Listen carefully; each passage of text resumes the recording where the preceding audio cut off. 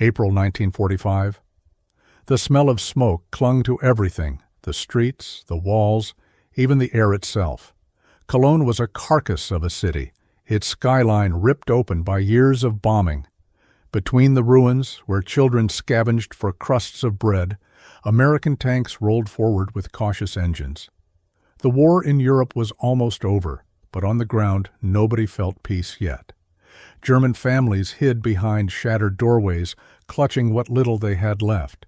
For years, they'd been told the Americans were monsters, killers who would burn their homes and take their daughters.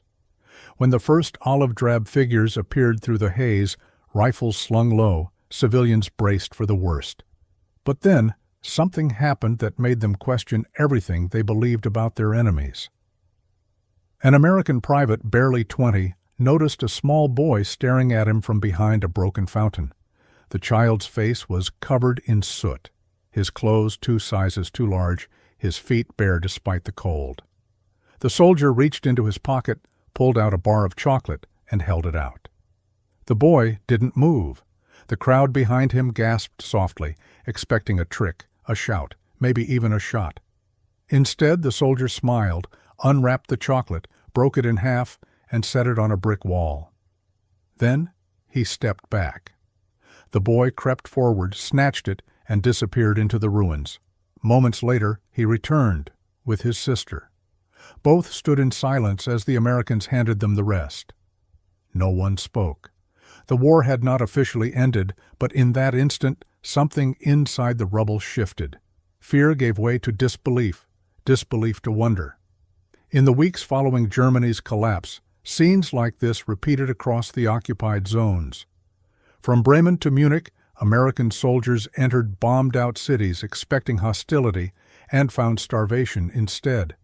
Entire families lived in basements beneath the rubble, surviving on potato peelings and rainwater. The Allied bombing campaign had reduced industrial centers to ghost towns. Railways were crippled, fields scorched, livestock dead. For German civilians, especially children, defeat was not an idea. It was hunger itself. And yet, the men wearing the enemy's uniform were the first to bring food. American supply lines, designed to feed millions of troops across 2 continents, now carried something far greater: hope in edible form. Chocolate bars, chewing gum, canned meat, cigarettes, symbols of comfort in a world that had forgotten what comfort was. Soldiers carried them not as weapons, but as gestures. To the children of defeated Germany, those brown paper-wrapped Hershey bars tasted like forgiveness. Some had never seen chocolate before, others had forgotten its sweetness after years of rationing and propaganda. For them, each square was more than sugar. It was proof that mercy still existed. Many of the soldiers giving away rations had fought through hell to get there. They had stormed beaches, crossed rivers, under fire, buried friends. Their compassion wasn't naive. It came from exhaustion, from a longing to see something pure again after years of destruction. A sergeant in the 3rd Armored Division wrote in his diary that he gave his chocolate rations to remind myself I'm still human. The German civilians couldn't understand it. Why would conquerors feed the conquered? Their radio had told them for years that Americans were demons. Yet these men handed out food, smiled at children, and shared cigarettes with old men sitting on broken steps. The propaganda collapsed faster than any wall. Across Germany, surrender brought not relief but confusion. The Wehrmacht was gone, the Gestapo silent, and the swastika torn down. Hunger remained. American military government units, following orders from the Supreme Allied Command, began organizing relief for civilians, distributing surplus rations, and opening field kitchens in major cities. The sight of soldiers ladling soup to former enemies was something no one on either side had imagined at the war's start. In towns like Aachen and Kassel, German mothers waited in line beside American soldiers, their children clutching tin cups as mess sergeants filled them with hot stew. For a moment, one woman later said, the war disappeared, only the smell of soup remained. But the psychological shift ran deeper than hunger. These acts of kindness weren't coordinated propaganda. They were spontaneous, often against orders. Some officers frowned upon fraternization, fearing it would soften discipline or blur moral lines. Yet the impulse to feed starving civilians proved stronger than regulation. For many troops, seeing German children digging through trash piles hit too close to home. They thought of their own families back in Iowa, Texas, and Pennsylvania, of sisters waiting at kitchen tables for letters that might never come. When they handed out chocolate, they weren't thinking about politics. They were thinking about home. In one ruined village near Leipzig, an American lieutenant stopped his convoy when he saw a group of orphans huddled under a collapsed bridge. Their caretaker, a thin woman in a torn Red Cross armband, begged for water. The lieutenant ordered his men to open their rations. Within minutes, the children were holding pieces of white bread, their first in weeks. The woman bowed again and again, tears mixing with dirt on her cheeks. "We were the enemy," she whispered, "and they fed us." Word spread through the countryside faster than any official proclamation. Soon, entire villages waited by the roadside, hoping the trucks would stop again. Not all Germans welcomed this mercy. Some older men, veterans of the First World War, viewed it as humiliation. Accepting food from the enemy felt like surrendering one's soul. They turned away, clutching what little pride remained, even as their children ate beside them. But for the younger generation, the orphans, the mothers, the displaced, mercy mattered more than pride. In the ruins, survival became the only truth left. The American soldiers noticed the change too. The first smiles came cautiously, then freely. Children began following the troops as they patrolled, waving, shouting broken English words they'd picked up. "Hello, chocolate!" Some soldiers joked that candy had become the new diplomacy. Yet beneath the laughter was a quiet ache.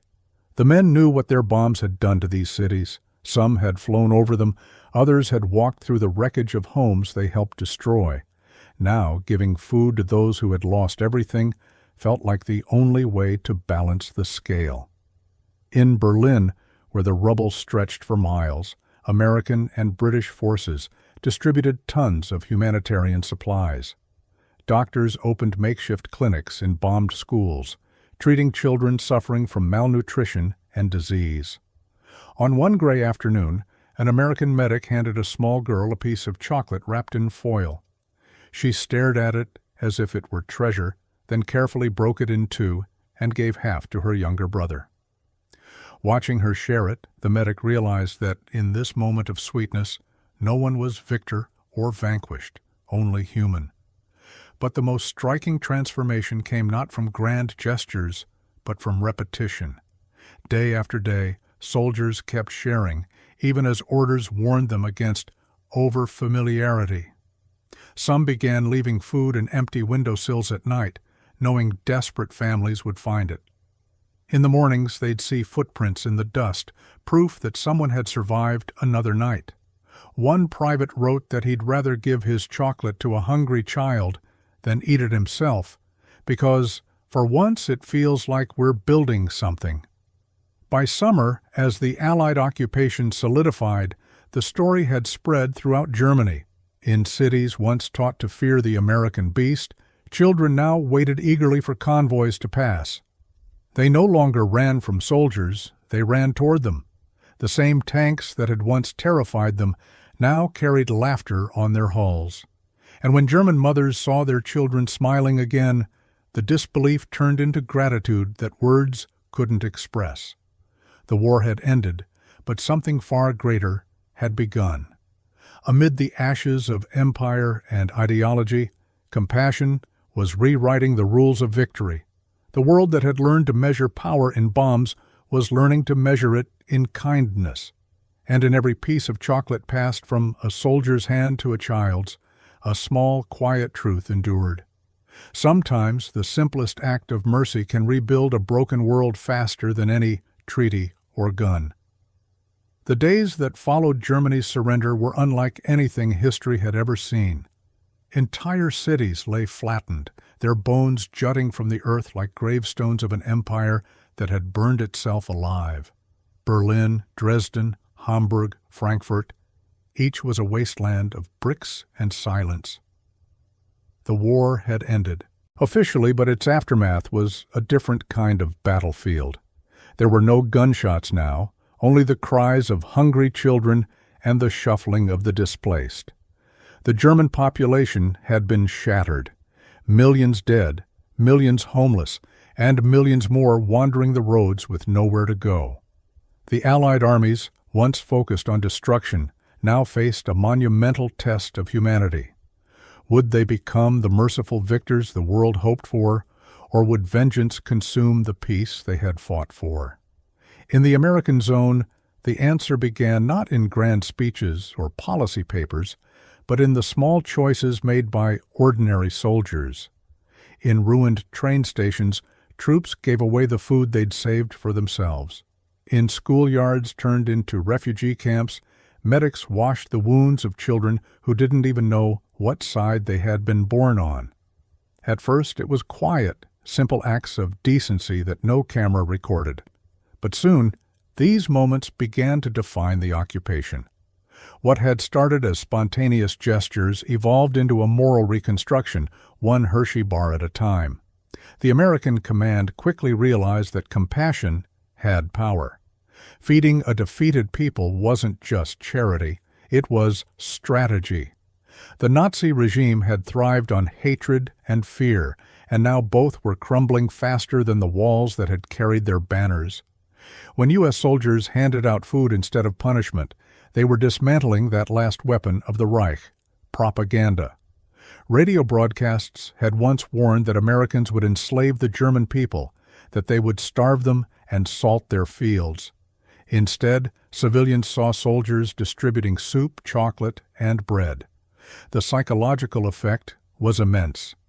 In a land where belief had been a tool of war, kindness became a new form of propaganda, one built not on lies, but on decency. This wasn't an easy transformation for either side. Many American soldiers still carried deep resentment. They had fought through Normandy, seen the horrors of Buchenwald and Dachau, and buried their friends on foreign soil. The thought of helping Germans felt like betrayal to some. A corporal from the 45th Infantry wrote in his diary, "They made this hell. Why should we feed them?" Yet, the more they saw the civilians, the hollow faces, the starving infants, the harder it became to hold on to that anger. The enemy wasn't the man holding his child in the rubble. It wasn't the mother begging for milk. Hatred didn't survive long in the presence of hunger. One afternoon in the city of Kassel, a group of American soldiers stopped near what used to be a bakery. They found a dozen children there, huddled around a shattered oven. The kids were pretending to bake, using stones as loaves of bread. When the soldiers understood what they were seeing, not one of them could speak. They emptied their rations into the children's hands. Chocolate, crackers, canned peaches, it didn't matter what it was. For those soldiers, the war finally ended at that moment, not with Germany's surrender, but with the sight of a child tasting sweetness after years of ashes.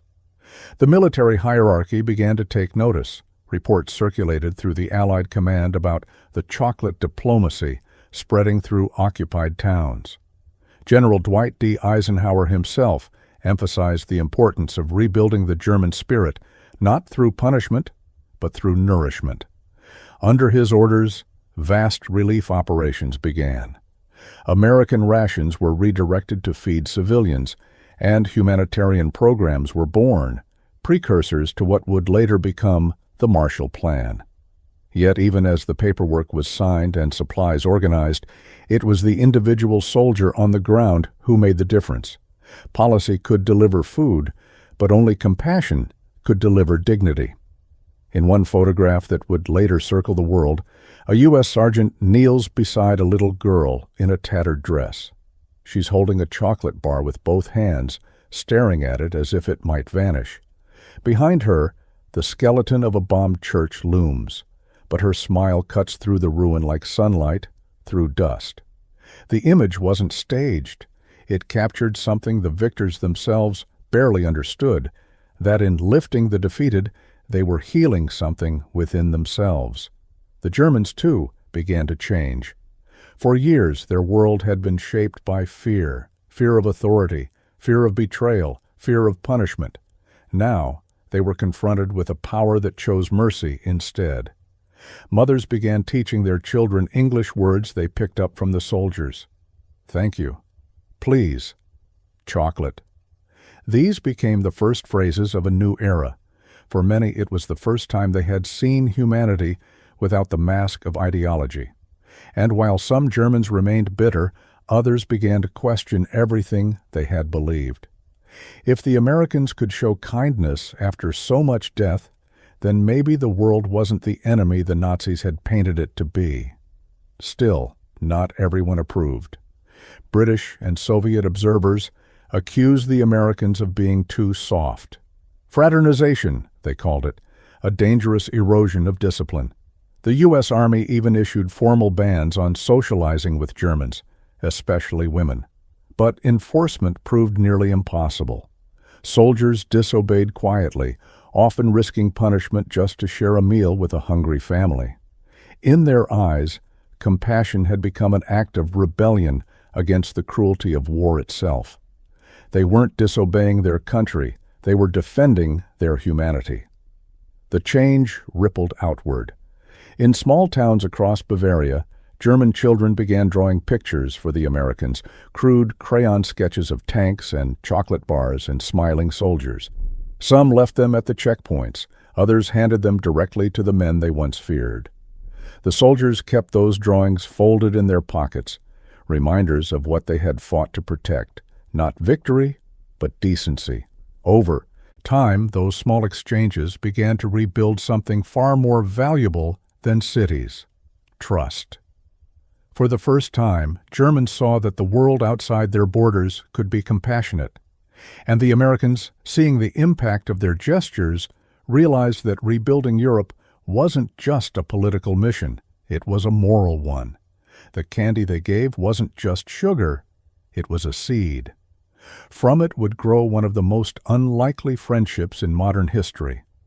By the autumn of 1945, the transformation was undeniable. In Berlin, U.S. soldiers shared Christmas rations with German families. In Nuremberg, orphanages run by American volunteers opened their doors to hundreds of war children. In Frankfurt, a local paper published a letter from a mother thanking the unknown soldier who gave my son chocolate and dignity. She wrote that her boy had kept the candy wrapper under his pillow for weeks, calling it the paper that proved kindness still lives. The letter spread quickly, becoming a symbol of something larger than the war had ever allowed: reconciliation. It was, in its quiet way, a miracle of the post-war world. Out of the ashes of hatred, compassion had become the bridge between conqueror and conquered. The same soldiers who had once been trained to destroy were now rebuilding what they had torn apart, one smile at a time. And though their rations would eventually run out, the memory of that generosity endured far longer than any supply line. In the end, the most powerful weapon the Americans ever carried wasn't a rifle or a bomb. It was a simple piece of chocolate, shared in silence, in the ruins of a broken world. In the years that followed, the memory of those small moments, of soldiers handing chocolate to children among the ashes, grew into something far greater than anyone could have imagined. Germany's recovery, once thought impossible, began not in grand speeches or vast reconstruction projects, but in the trust that ordinary people found in one another. The moral architecture of the new Germany rested partly on those acts of kindness. They had rewritten what it meant to win a war. Across the American zone, from Bavaria to the Rhineland, the sight of a smiling GI surrounded by children became a living emblem of redemption. For the Germans, it was proof that compassion could follow conquest. For the Americans, it was a lesson in victory without cruelty, a concept few nations had ever practiced. By 1946, the relief programs had evolved into a structured effort. The United Nations Relief and Rehabilitation Administration coordinated with American troops to deliver food to millions of civilians. Over 3.5 million tons of supplies were distributed to occupied territories, and much of it went to feed German children. The Hershey Company alone donated hundreds of thousands of bars for field distribution. Engineers worked alongside logisticians to retool supply routes once used for ammunition into channels for flour, milk, and sugar. The same convoys that had carried death to the front now carried sustenance to the defeated. And for the first time in history, the logistics of compassion outpaced the logistics of war. The psychological effect was profound. Allied intelligence analysts began to record a shift in German morale. Interrogation reports of former Nazi officers revealed disbelief that their propaganda had failed so completely. "We told our people Americans were monsters," one captured officer admitted, "but they shared food with our children. How can we compete with that?" The contrast between expectation and reality shattered what remained of fascist ideology. A new image of the American soldier spread, not the conqueror, but the liberator who offered a hand instead of a blow. It was a narrative so powerful that even the Soviets, who had their own brutal occupation in the East, couldn't suppress its influence. In destroyed towns, churches and schools reopened with American aid. U.S. engineers repaired water lines and rebuilt electrical grids. Medical Corps units vaccinated thousands against typhus and influenza. While much of Europe still smoldered, in the American sector the first signs of life returned: markets, laughter, even hope. The soldiers themselves were transformed by what they witnessed. They had expected to occupy an enemy nation. Instead, they found themselves helping to raise one. Many would later recall that the kindness they gave restored their faith in what they had fought for. The Marshall Plan, introduced in 1948, became the institutional continuation of those early acts of generosity. It wasn't born in boardrooms, it was born in the streets of ruined German cities, in the faces of children clutching chocolate bars. American policymakers understood that rebuilding Europe required more than money. It required faith. The candy bombers of the Berlin airlift would later embody this philosophy. When Soviet forces blockaded West Berlin, American pilots like Colonel Gale Halvorson began dropping tiny parachutes of candy to the city's children. What had once been a soldier's impulse became a national symbol. Those candy drops didn't just feed bellies, they nourished trust. Each fluttering parachute carried a message: freedom would not abandon you. For Germans, that message reshaped their view of the world. Within a few short years, the same nation that had once plunged the globe into darkness became a key partner in a democratic alliance. The kindness shown by American soldiers became the cornerstone of a new identity, one that embraced cooperation instead of conquest. Sociologists studying post-war recovery later found that areas with early American humanitarian contact saw faster social stabilization, fewer reprisals, and higher rates of civic rebuilding. The chocolate bar, it seemed, had done what bullets never could: it disarmed hatred. There were also quiet stories, seldom told, but deeply human. A woman from Cologne would later recall how, as a starving child, she was given a single candy by a soldier named Tommy. Decades later, she tracked him down through veterans' networks and met him in Pennsylvania. He was an old man by then, but when she handed him a framed photo of that day, a blurry image of her smiling in the rubble, he wept. "I didn't know anyone remembered," he said. But she did. Millions did. The ripple effects extended beyond Germany.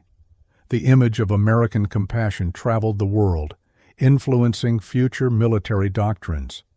During the Korean War and later in Iraq and Afghanistan, humanitarian operations were integrated into combat strategy under the term hearts and minds. The post-war experience in Germany had proven that victory was not complete until the defeated could stand again. Even the concept of modern foreign aid carries echoes of those ruined streets and small acts of mercy. Yet behind every broad policy and every historical headline were the nameless soldiers whose small choices began it all. The GIs who tore open ration boxes, the engineers who converted trucks for relief work, the medics who shared bandages meant for their own. These men carried out history's quietest revolution. They showed that war, at its end, could still produce grace. It wasn't a strategy written in manuals. It was instinct, the simple human refusal to let suffering stand unchallenged. In the end, the story of the chocolate bar became more than an anecdote of occupation. It became a parable of redemption. Where once there had been hatred, there was now humanity. Where there had been ruins, there was renewal. For both nations, it marked the beginning of a partnership that would define the next century. Germany rose again, not just from the strength of its industry, but from the kindness of its conquerors. And as history moved forward, as new wars came and went, that image of a soldier kneeling in the dust, offering a piece of sweetness to a starving child, remained timeless. It stood as a reminder that even amid the ashes of the worst human cruelty, compassion can still find its way. Empires fall, ideologies fade, but mercy endures. In the words of one American veteran who returned to Germany decades later and saw a prosperous, united nation, "We didn't just rebuild their cities, we rebuilt their hearts." That, perhaps, is the real legacy of 1945, not the fall of the Third Reich, but the rise of a shared humanity. A simple chocolate bar became the bridge between enemies, the symbol of a new world forged not by domination, but by understanding. And in that exchange, between soldier and child, conqueror and conquered, the 20th century found its most unexpected victory.